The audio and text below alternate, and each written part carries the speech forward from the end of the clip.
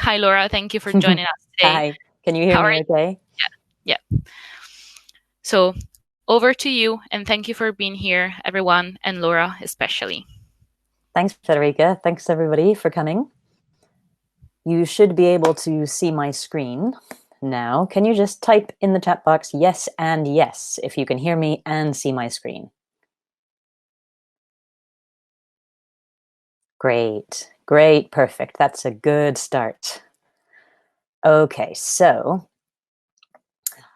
I'd like to make sure that we are all ready for this webinar. So first things first, you will need your mobile phone and your imagination for the webinar. So in a moment, you'll need your mobile phone.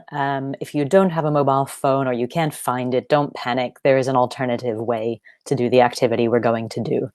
But ideally, you'll have your mobile. So let's begin.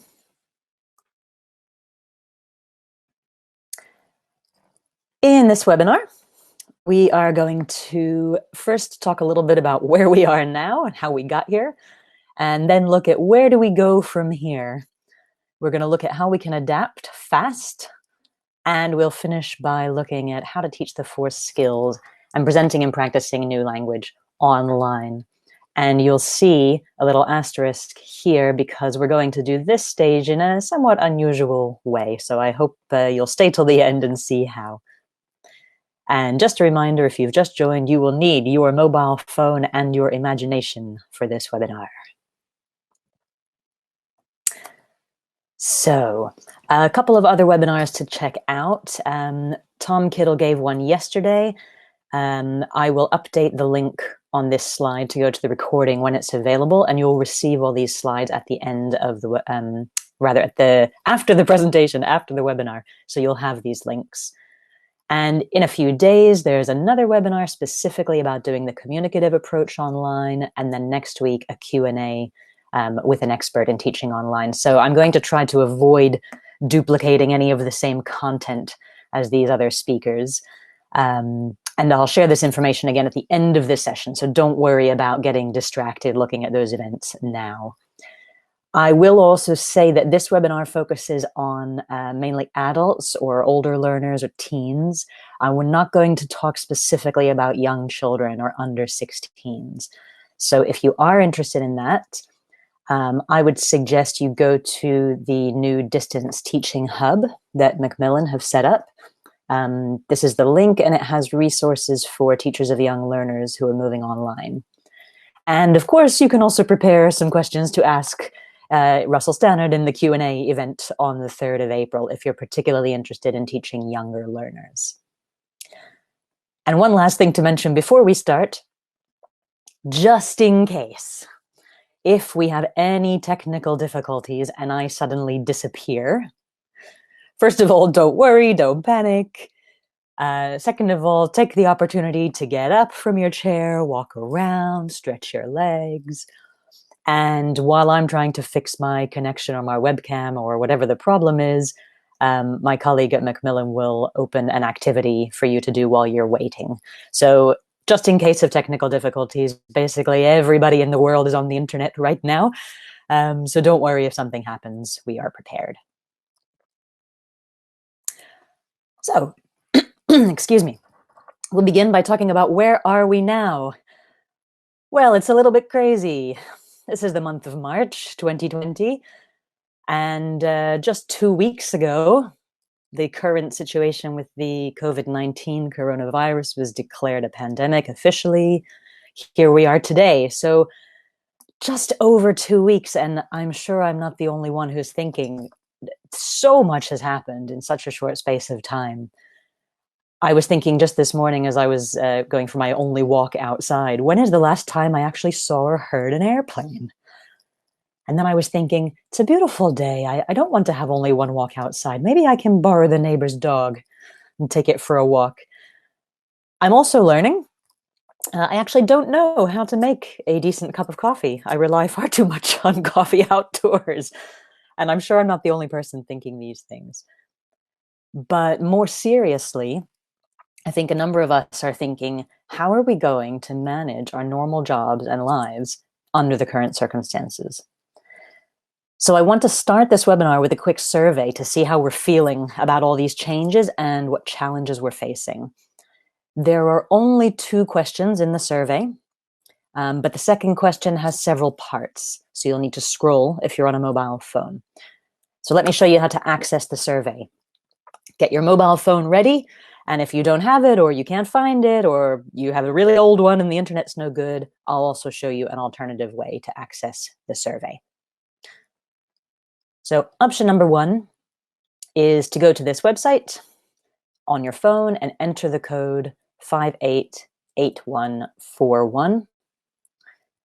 Option number 2, if you prefer using a QR code, is just to scan this code with your mobile. That will open the link.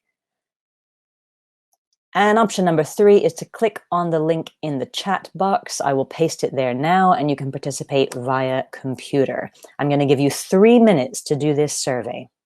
So those are your options for joining. Let me paste the link in the chat box for you.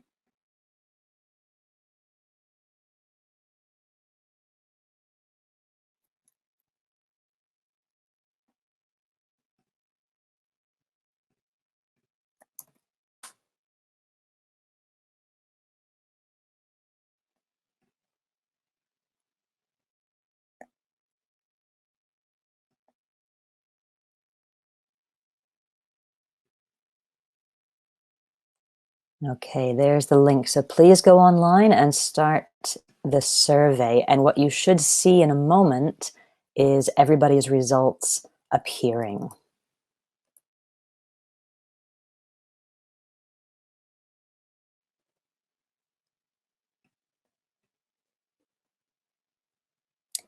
The code should be visible on your screen at the top of the screen. 588141. So this will appear on your screen. Click Next to begin the survey.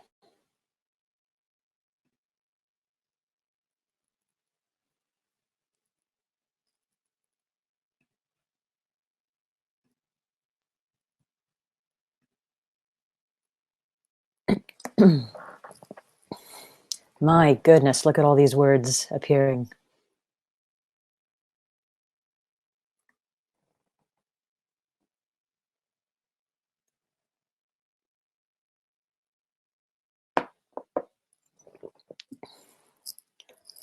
You can see that the larger the word, the more commonly people are entering it. So a lot of you are writing health and work.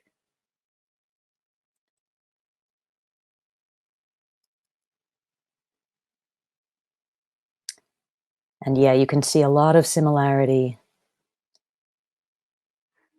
a lot of semantic similarity of mental health, loneliness, isolation, and so on, fear. So things maybe that are not specifically about online teaching, but just about life. And as life continues, we're expected to manage by teaching online. But that won't necessarily be easy. Okay, and I'm going to move to the next screen of the survey now, so you will see everybody's answers arriving in terms of their confidence. I've opened the voting, so go to the second screen in your survey, and you should be able to answer this question now.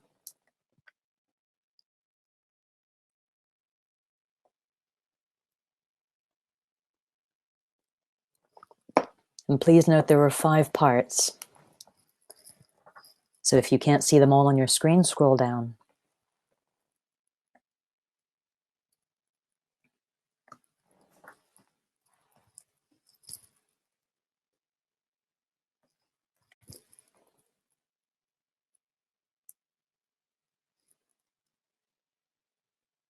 Great, I can see almost, over 150 of you have voted already, almost over 200. You're too quick for me. But there were 630 attendees here, so please continue voting if you haven't already. I'll give you about 30 more seconds.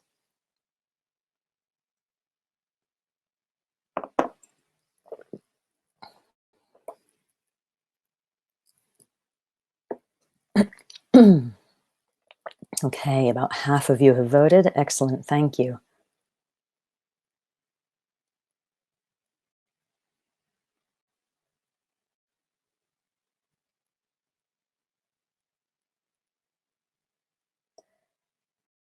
Great. Okay, and now the voting is slowing down. So I'm going to close the voting and we'll return to the webinar. Thank you, everybody who's participated. And I just want to draw your attention to something here, which we're going to focus on in this interview. In this webinar, excuse me. I'm reading different words on my screen. Here, your general skills, your general confidence in what you do is relatively high. It's mainly the online environment that is making people nervous. And as I say, we're going to focus on this in this webinar, and let me tell you a little bit more about how now. Okay. So back to our presentation.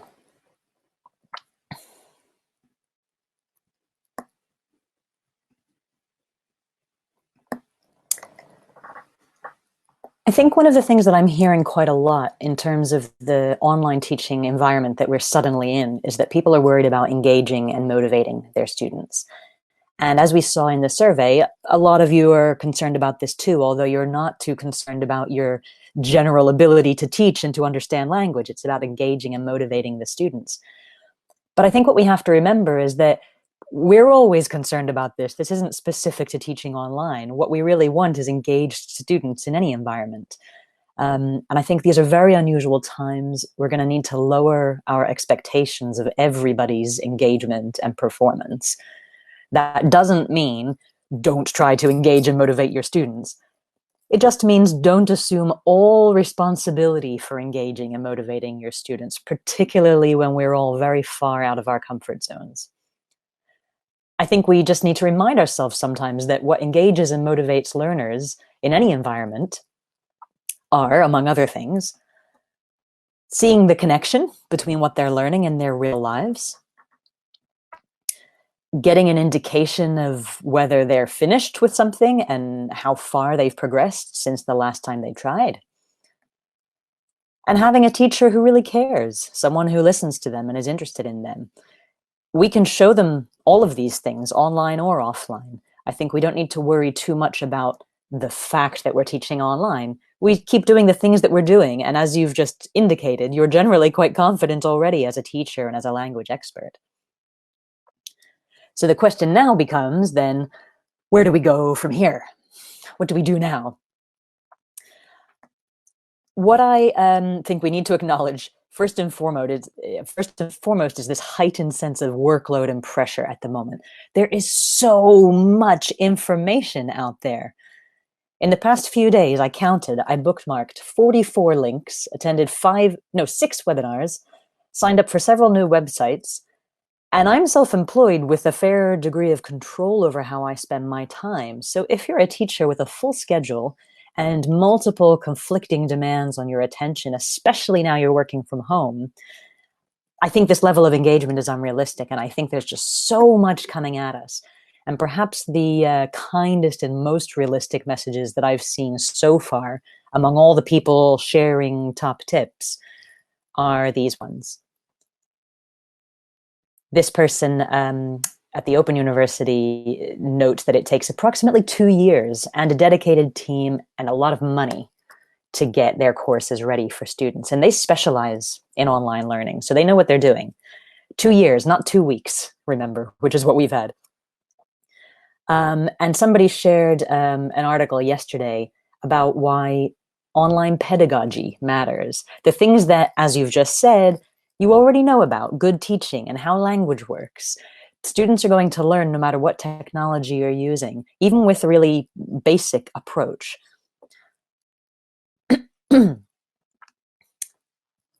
And I also want to comment that somebody in Tom Kittle's webinar for Macmillan yesterday said that they found teaching online exhausting. He says, how do you feel about teaching online? That was the main word. And I immediately thought, well, of course, if you've never done it before, because anything is exhausting when it's new and unfamiliar, and it requires more attention and time than skills you already know very well, like riding a bicycle or even teaching teenagers in a regular school environment, of course. And I was reminded as well of my experience being a beginner in a second language. I was exhausted all the time because of the demands on my attention span and also because of all the unfamiliar vocabulary. So even though I knew certain concepts, I was really slow and tired trying to match the words to the concepts. So generally in this webinar, I'm going to avoid all these kinds of words that we're a little bit inundated with at the moment. We are not going to dwell on the things that we don't know or that we're not familiar with. We're going to focus on the things that we do know and we're really good at and helping people learn. And in this webinar, we're really going to get comfortable here. Okay, we're going to forget that we're not all experts in teaching and learning online, and we're going to remember that we are experts in teaching and learning. And online is just one environment to do these in. So if you remember nothing else from this session, I want you to take away this message: that moving online now is not the same as teaching online generally. Please don't expect yourself to become expert overnight and expect all your students to be super engaged all the time and really available and participating. If you had the normal amount of time to set up an online course and test it and iterate and get feedback and development, fine. But you've had a few days. So be fair to yourself, be realistic. Remember this advice about how even the people who know what they're doing and have lots of support to do it can take 2 years. And we're going to have a philosophy. We're going to agree a philosophy now for this webinar as follows. We're going to do our best, and we're going to accept that we and our students will all be learning as we go. We're going to be realistic, not overambitious. Now is not really the time to be experimenting lots. We will stick with what we know as much as possible, and at least at first. Okay, so again, this probably isn't the best time to do lots of experimenting. Unless you really want to, you just love that, you have loads of time. But I suspect a lot of you don't. So don't put yourself under pressure to do things that aren't necessary right now. And I think the most important thing is not to forget that, yes, these are exceptional times, but fortunately, as teachers, we're already quite exceptional people, I think. So we can be proud of what we already know and not focus too much on what we still have to learn. So, how can we adapt fast? I said at the beginning that this is actually an acronym. We're going to use these letters as a way of helping us remember what is really important.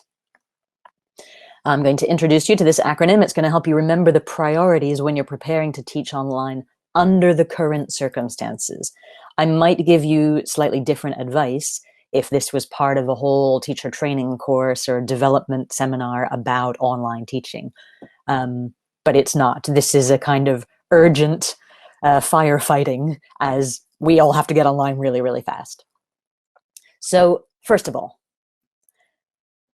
F is for familiar. Focus on the things that you're already familiar with. Okay. Think, what do you already know about how students learn grammar or vocabulary or listening skills? What activities do you already know that are both useful and enjoyable? And what tech are you already comfortable using? It could just be a telephone. That's okay. You know, we do what we can. We're only human. We're not machines. And you already know a lot. So I think reminding yourself of that, you know your students really well. You know what they enjoy. You know what works for them. Your challenge now is just to try to present it slightly differently and manage some environmental challenges.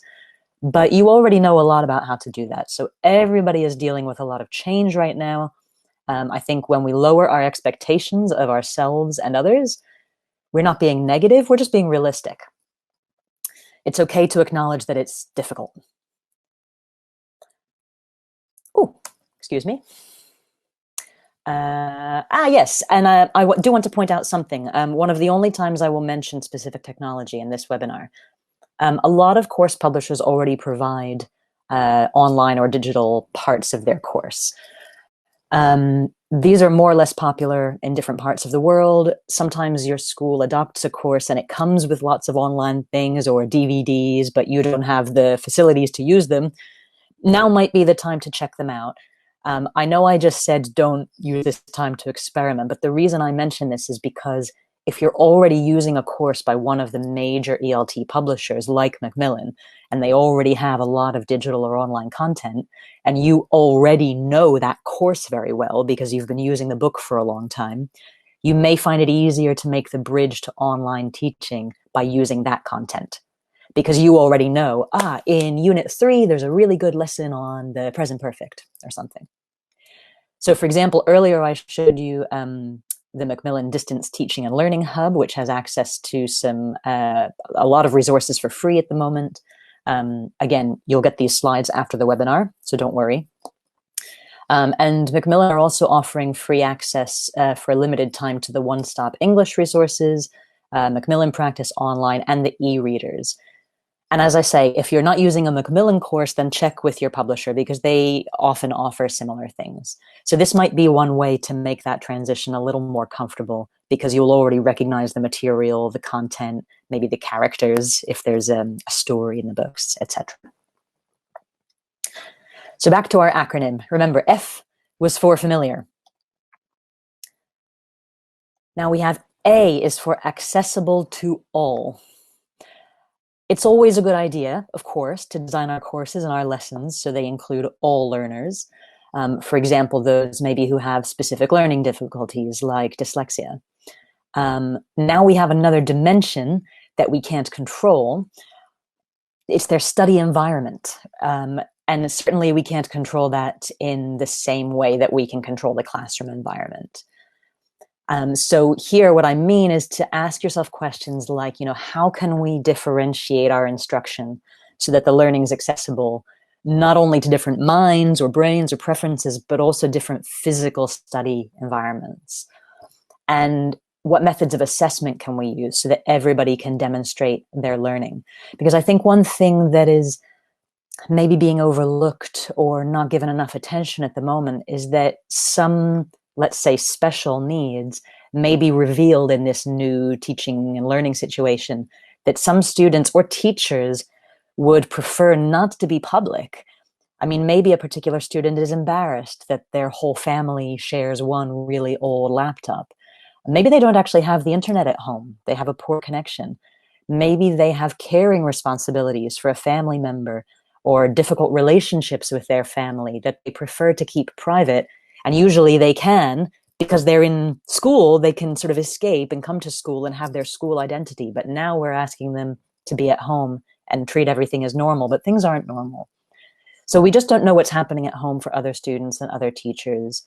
And with so many countries now advising us or enforcing working from home, the division between our home and our study or workplace is a lot less clear. So when we think about accessibility, we're also thinking about things like, what if the students cannot do this online survey because their internet connection is terrible? How could they do it in a non-digital way, but share it with us somehow so they still feel like they're participating?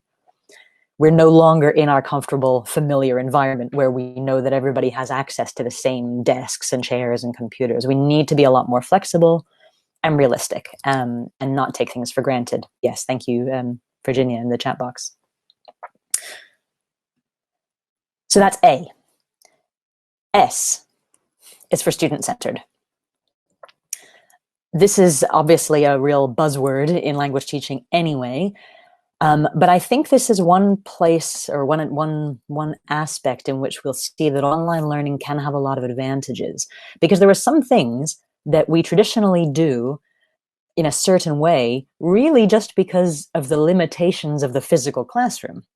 So for example, we explain the grammar to everybody at once, and then we move to practice, even if some students aren't ready yet and they need more time to process what we just told them, or they need to read it as well as hear it. And we only really do this because we have to. We're in a classroom together. We have loads of people. We have limited time. But in the online environment, they could take their own time to read through the rules, do the practice. Same thing with reading texts. We often tell students to share a reading text in pairs, and we give them a fixed amount of time to read it. But of course, some people need more or less time. When you are learning mostly as self-study and online or outside the classroom, you can decide how much time you spend. And this can be really helpful and flexible for students who need that flexibility. So in a blended approach, we can reach learners on an individual level much more easily. And we can think, is there anything about this learning goal or this activity which is only this way because of the limitations of the physical classroom? And how can we make this more suitable for individual learners instead of convenient for teachers of a large group? And finally, the T is for time, not for technology, as you may have been thinking. Time and timings. Time operates quite differently in online learning. For example, activities can take longer to set up if we're teaching a live group class. Maybe we want students to work in pairs, but first we have to put them in separate breakout rooms so they can be in their own private area to do their discussion.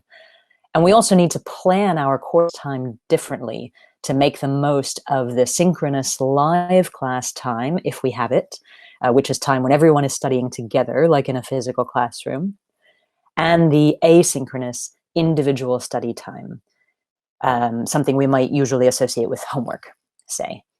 And of course, we also need to manage our own time at work differently, because now we're at home. So I think questions we need to ask ourselves are, how long would I usually spend planning this lesson or adapting my usual plan for a new class? It's really easy to accidentally spend hours and hours and hours preparing, but I think often that's because we're overcomplicating what we're trying to achieve. And if we go back to what I was saying at the beginning about just basic principles of learning, we can simplify things a lot and save ourselves time. Having said that, we do also need to think, how long would this activity normally take? Do I have that much time in the class now with the students? Do I need to change it so it's an individual activity? Or do I need to allow more time in order to organize the students or check the instructions? And yes, how might this be affected now that we're conducting the activity online or asynchronously, meaning people studying in their own time at different times? So to summarize, this is how we can adapt our instruction fast.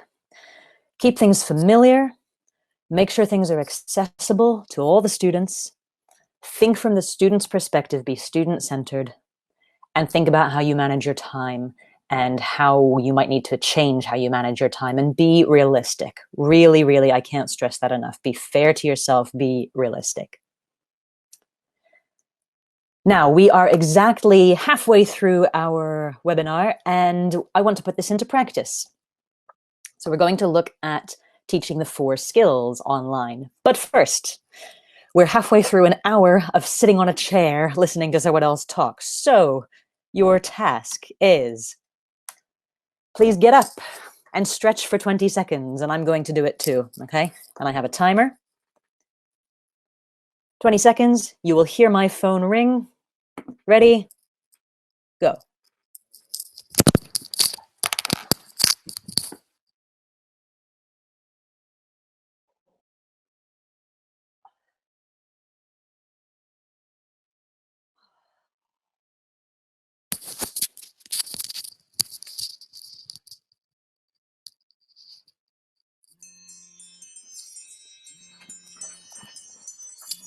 Great, you should be able to hear that now. Your 20 seconds is up. Very refreshing. How do you feel? I feel better already. Especially if you woke up at 7 o'clock this morning to come to this webinar, I think you need to just, well, don't touch your face, but do get up and stretch. All right, so we are going to think of some activities to develop the 4 skills.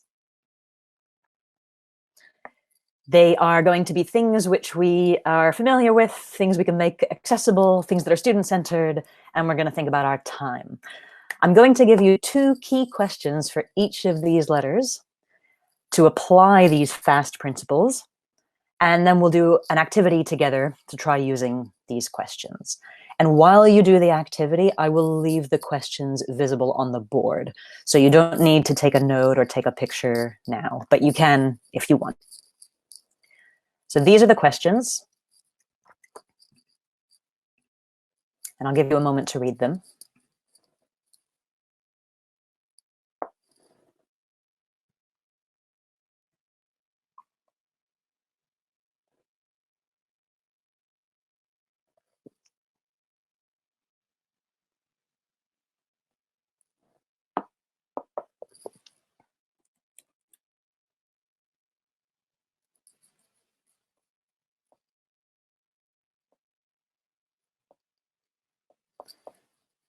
So take a moment to read those questions.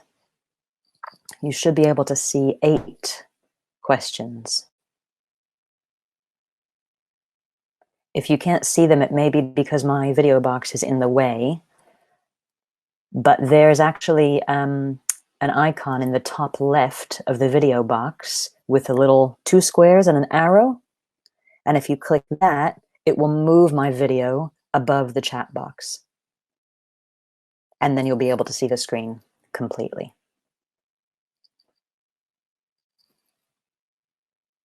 You can also move the video around, drag it to different places on the screen. Okay, now I'm going to bring this back in a moment, so don't panic. But before we can do this activity, I need to put you into groups. Now, there are 686 of you, so this will be interesting. Are you ready to get into groups? You're going to be in 4 groups. Some of you are going to look at reading, some of you are going to look at writing, some of you are going to look at listening, and some of you are going to look at speaking. This is the way you're going to divide yourself. If you were born in these months, you're doing reading. In these months, you're doing writing. In these months, you're doing listening. And in these months, you're doing speaking. But when we're done, we're all going to share all of our ideas. So for now, don't worry if you were doing writing and you'd rather do speaking. That's okay. So make a note of your group. Please remember. Okay, you know which group you're in. So if you were born in January, February, or March, you're doing reading, and so on. Let me give you an example. My birthday is in August, so I would be doing listening. Let me show you what I might do to do this activity. I'm thinking about my teaching. I'm thinking that in class, for listening activities, the students normally listen to the audio twice. They listen together as a whole class. They don't see any video that accompanies the audio because my school doesn't have the facilities. Okay, let's imagine. This is my imaginary situation. How could I adapt this following the FAST principles to do it online? Or I say online, but I mean just generally in this current situation. So my students could listen as many times as they need to. I don't need to stop them after 2 times. Maybe some students want to listen again. They listen individually with their headphones, so they can control the volume, they can rewind, they can pause, etc. Or they could watch a video on their mobile devices if they have them.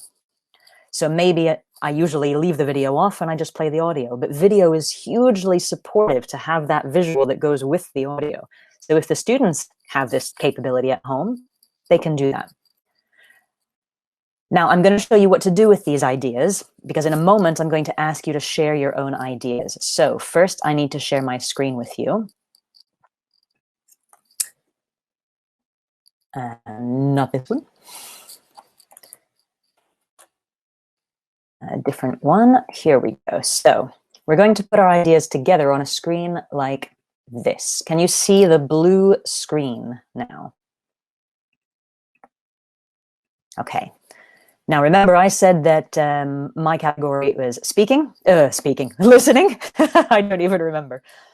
Mine was listening. I have an idea. I'm going to click the plus. Laura's listening online. And I'm going to add my suggestion. You should not be able to see the slides now. You should only be able to see the survey, but I will bring the slides back. Okay. So my suggestion is students can listen through their earphones as many times as they want. Then they can do the comprehension questions. There you go, done. Now, if you access this on your mobile phone, and I'm going to show you how in a moment, the screen where you type your idea, you need to tap post to share the idea. Make sure you put your idea under the correct skills heading. Now let me put the screen back for you so I can just show you what to do. This is my idea, remember? These are my questions. Don't worry about satisfying all the questions. Again, be realistic, but just try to think, how could I take this thing I normally do in my class, which I know works because I understand teaching and I understand language learning, and how can I very simply make it more student-centered, keep it familiar, make it accessible, and not spend loads of time on it. So just a reminder, these are your groups. If you missed them before, okay, make a note of your groups. And now I'm going to put the slide back on screen for you to think. While you're thinking and accessing the survey, you will not be able to see the survey. I will show you afterwards. So here's how you access the survey or access the ideas board. Here's the acronym. Here are the questions. Here is a QR code phone, and I will type the link into the chat box for you now so you can click on the link as well. I'm going to give you about 2 minutes, okay? Just a quick idea. You can add as many ideas as you want if you have more than one. Here's the link.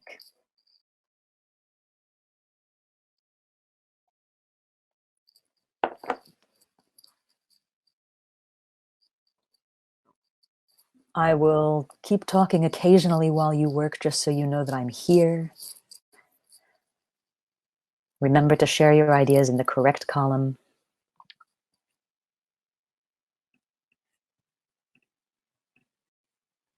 Whoops, excuse me.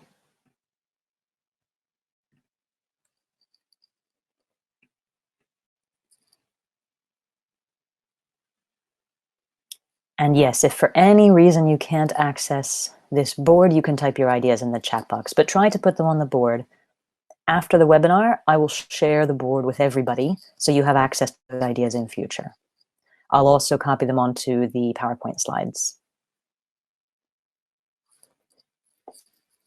So you should be able to click the link. It is pinned at the top of the chat box.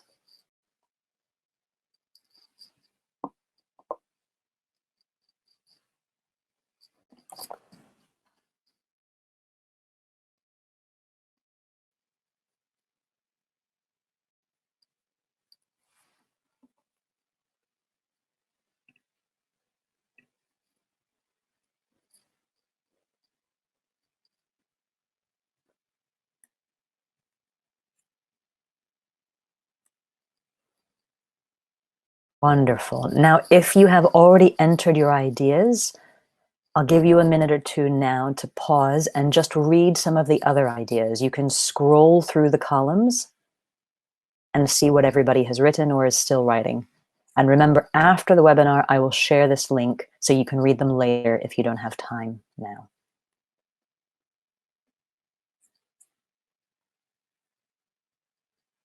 I can see some really good ideas here. Great stuff.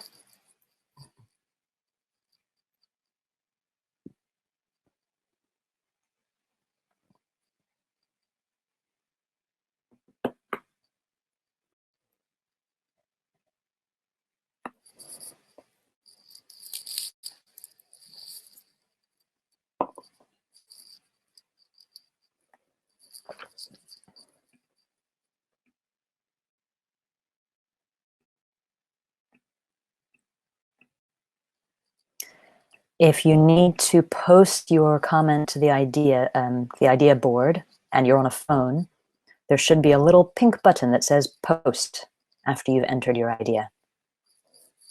So tap that.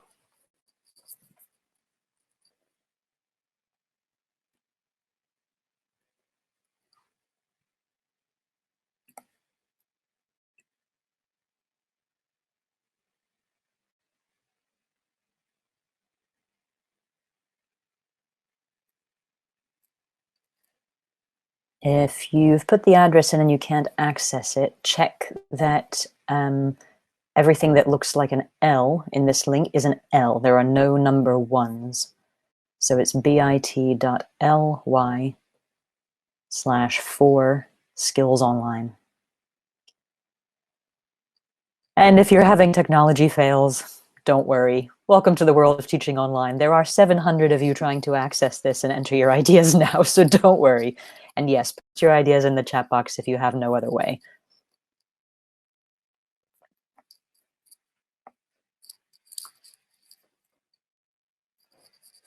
Okay, and I'll give you just one more minute.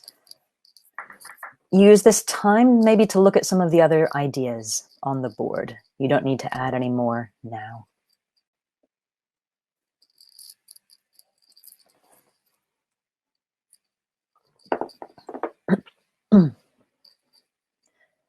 If you are typing your idea on a computer, you don't need to submit. It just appears automatically. And when you're done, you can click somewhere else on the screen if you don't want to keep typing in the box. You don't need to post it or submit it. It's only on a mobile phone that you need to click post.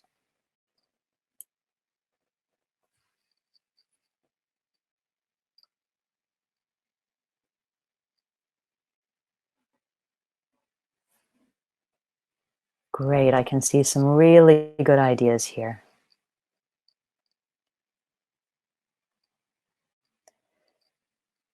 Note that the newest ideas get posted at the bottom of the column, so keep scrolling down if you want to see the new ones.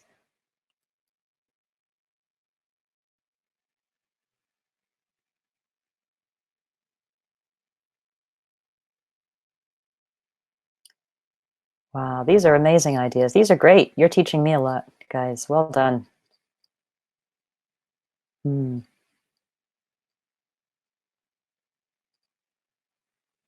Great ideas.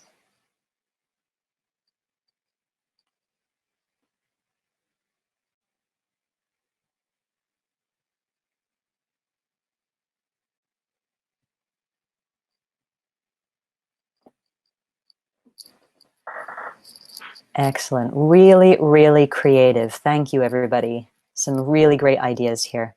And yes, you can absolutely get access to these ideas later on. I'm going to leave this board publicly available so you can see it later.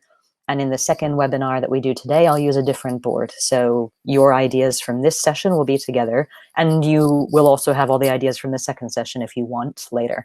I'll share all these links somehow. How can I share them? I will put them in the slides that you'll receive after the webinar. So I'm sorry, but we need to continue moving on. I'm going to give you a couple of my own ideas that I prepared earlier, but I can see that you don't need them because you have so many great ideas of your own. But here are a couple of other ideas you might use to develop the 4 skills. So for reading, don't even do it online. Do it offline on paper. Like pick up a real book. You might do a book club. I saw somebody suggested that. You can also tell the students to find something that they're interested in and read it online. I mean, the whole internet is there. We didn't have this when I was a child in school. I had to go to the library to find books for my interests. But they can find something that interests them, and it can be as specific as they want. And equally, just English around the home.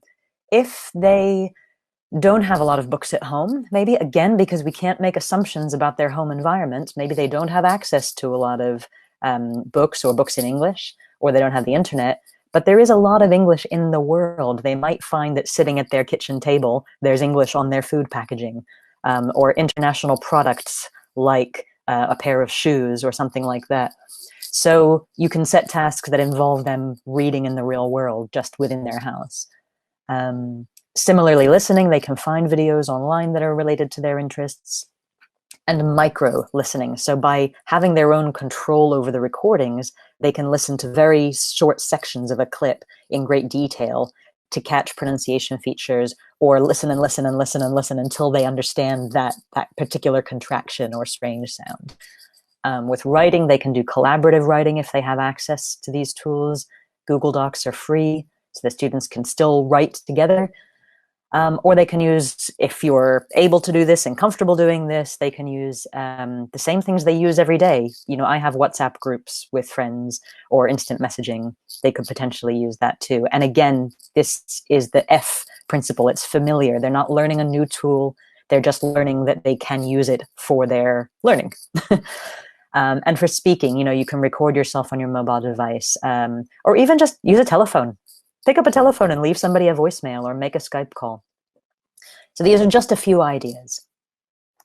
And I will also remind you that if you're particularly interested in speaking online, there is another webinar coming up by Chia Swan Chung. She'll be talking about doing the communicative approach online and motivating students to speak. She's an excellent presenter, really good trainer, and I really recommend that if you're especially interested in speaking and how to do speaking in the online environment. So the last section, and just one point, because I can see somebody saying in the chat box, using WhatsApp with 27 students can be mad. Yes, it can, but WhatsApp has a function where you can limit who can post to the group. So let's say, for example, you wanted to share a message with your students, but you don't want them to be able to talk to each other. You can create the group and you can set it so that only you can send messages, they can't. Or you can select some people who can and some people who can't. So yes, it can be completely crazy when you have a lot of people in one WhatsApp group. And yes, absolutely, if you don't want to share your personal number, then don't. This is just one idea. There are many ways. The most important point I want you to take away from this webinar is that technological tools are just one means. They are not the end. The end is learning, and you already know a lot about learning and about teaching. So we're just trying to think now of creative ways of making that learning and teaching happen when we don't have access to our usual environment. So presenting and practicing new language, the final part of the webinar. Now you may have noticed that we only have a few minutes left. And you may remember that at the beginning of the webinar, I put a little star next to this one, because we're going to do this in a slightly special way. Remember as well that we said at the beginning, you know, what motivates, what engages learners? It's not necessarily spending lots of face-to-face time discussing and sharing, although that's part of it. It's also just recognizing that the teacher cares, that they listen, and seeing a connection between what they're doing and their real life.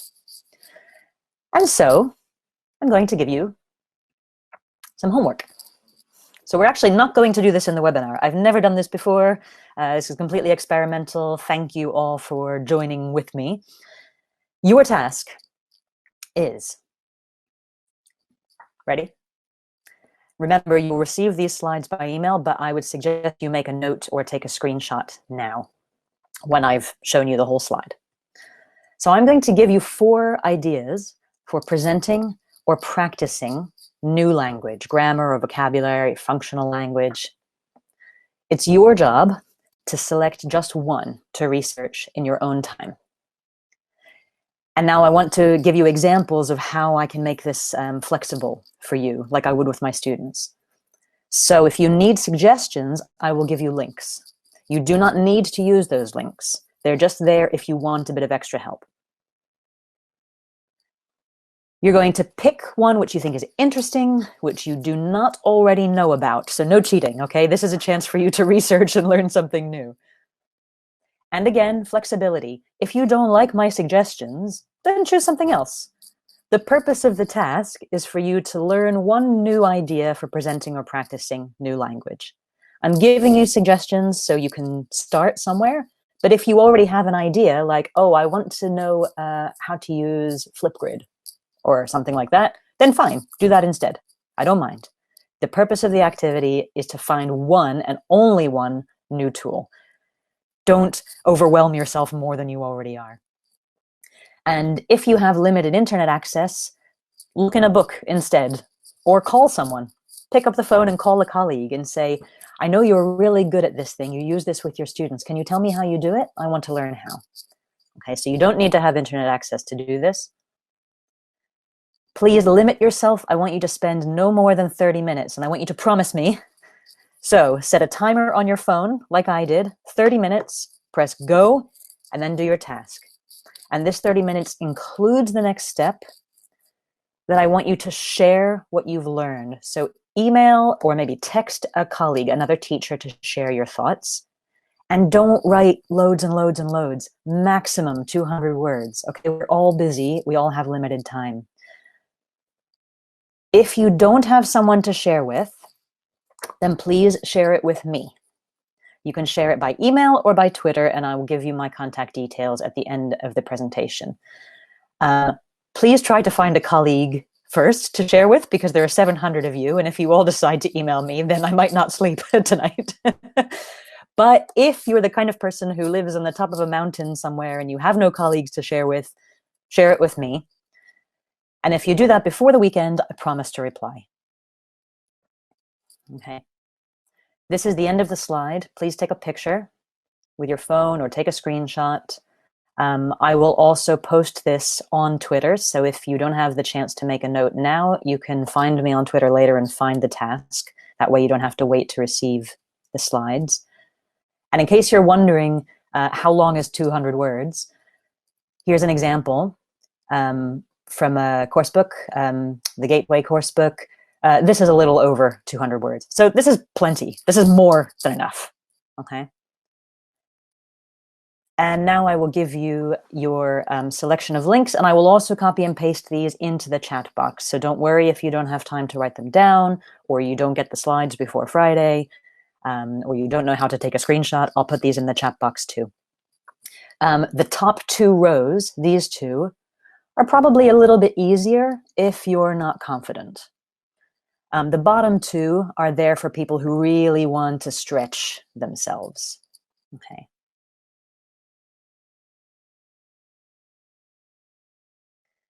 So here are all the links. I'm going to copy and paste these links into the chat box now too.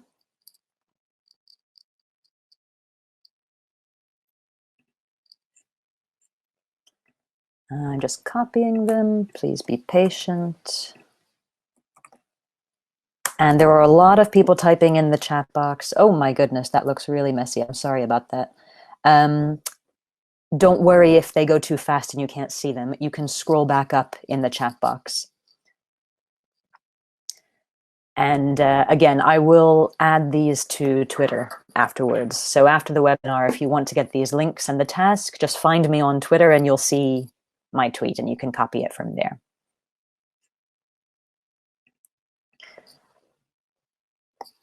So we have just a couple minutes left. So all that's left is to remind you of these other really great webinars. There was this one yesterday by Tom Kittle. There should be a recording on the Macmillan website soon. And there are 2 more coming up, which I really recommend if you have the time. I know everybody is very busy at the moment. So again, I'll just remind you, please be fair and realistic to yourself and do what you can. We are all learning together. As Tom said yesterday, we're all in this together. So the final slide is just my contact details. If you want to get in touch, if you need to email me your ideas, or if you want to look on Twitter, I will share these links from this account, Laura Haha. So you can find the links online after the webinar. I will do it very shortly after I have finished my coffee, I promise. And all that's left is to say thank you very much for your time. Now get up and stretch and go wash your hands. And I hope to see you again at a future webinar. And thanks so much for making time for this. I know that you're all really, really busy now, and I appreciate seeing so many of you here.